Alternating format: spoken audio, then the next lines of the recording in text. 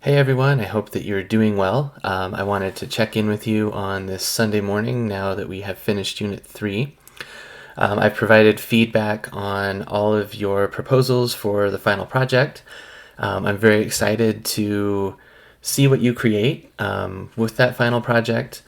Do remember that, especially given the short duration of our class, the project is not intended to be like a full-blown research paper or research presentation. It's completed, I should say, on Adobe Spark.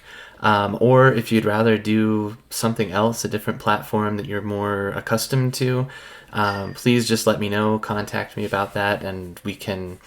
I guess what I'm trying to say is I'm pretty sure I would approve almost anything that you propose.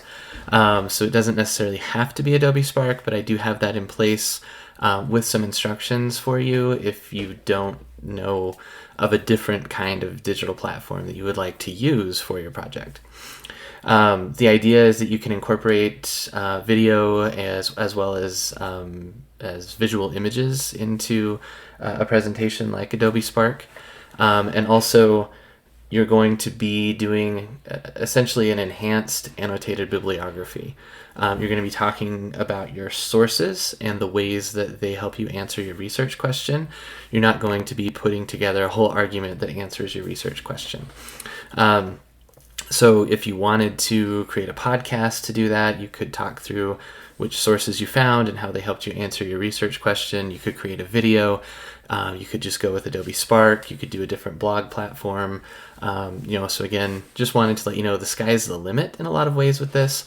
And if you have something that you're already more accustomed to using or doing that would be easier for you than trying to get on Adobe Spark, by all means, contact me via email or text to let me know what that is, and I will probably just approve it, but maybe have some comments for you and some thoughts and feedback. So do let me know. If you haven't yet submitted your topic and research question for the final project, please do that as soon as you can, so that you can be thinking about and working on that aspect of our course as well as we finish out the next week. So this is the halfway point in our intersession. There's only 1 week left.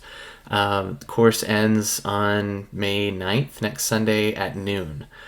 So do note that it ends at noon. That's to give me time to read your final projects, get grades in and everything, so that you'll have that as soon as you possibly can after the intersession. Thanks for your work on Unit 3. I enjoyed reading your thoughts on the kind of I don't necessarily want to call it a high point, but I guess the apex of New Mexico's colonial society, in terms of cultural production, santeros, artistic production, and folk Catholicism. Thank you to those of you who tried to do or who did, I should say, the discussion on the Sekisar hides. I said it that way first because the assignment that I've given you there, the prompt that I've given, was sort of a stand-in for the old exhibit that used to be there. They used to have an exhibit digitally at the website for the New Mexico Historical Museum that gave you a digital presentation of the hides themselves, and that was a lot cooler. I do like the graphic novel that I was able to see when I went to the History Museum. I took those photos, though, not thinking that I was going to use them for class. So you can tell the quality of some of them is not the best. But I wanted to put together something that touches on that period in New Mexico's history and was an exhibit, and still is an exhibit, in Santa Fe that you could go see. Of course, as you pointed out, it's historical fiction. It can be hard for us to kind of figure out where Marc Jacobs used historical sources and where he used his historical imagination. But I did like, as many of you pointed out too, the different perspectives that it gave us on the Villa Sur expedition and the massacre that happened in what is today Nebraska. So thank you for your hard work, your thoughts and insights there, your journal entries, and your work on the timeline.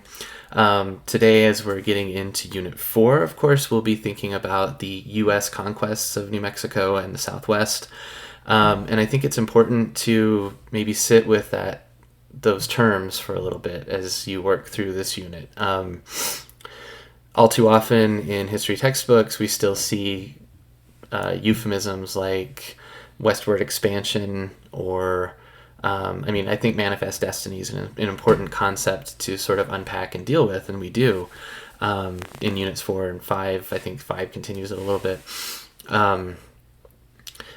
But it's also important to step back and realize, wait a minute, if we were not living in the United States, if we were in a different country, or as we do in the U.S., looking at what other nations have done, we wouldn't call this thing westward expansion. We would call it a conquest. We would call it an occupation. We would call it genocide. We would call it an attack on the people's cultures that did live in these places, like New Mexico, like Arizona, Utah, California, all of the places that were brought into the U.S. through the Mexican-American War.